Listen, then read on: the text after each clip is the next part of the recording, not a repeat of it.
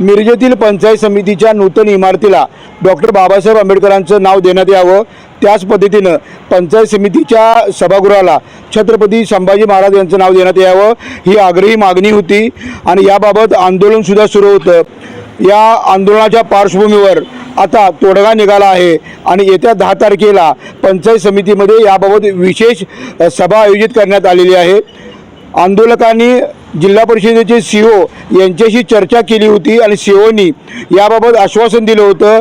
याच पार्श्वभूमीवर माजी पालकमंत्री आणि आमदार सुरेशभाऊ खाडे यांनी सुद्धा येणाऱ्या पहिल्या सभेमध्ये याबाबत ठराव घेतला जाईल असं आश्वासन दिलं होतं आणि आता पंचायत समितीचे BDO असतील किंवा पंचायत समितीच्या नूतन सभापती असतील राणी बोरे यांनी आता 10 तारखेला विशेष सभा बोलवली आहे।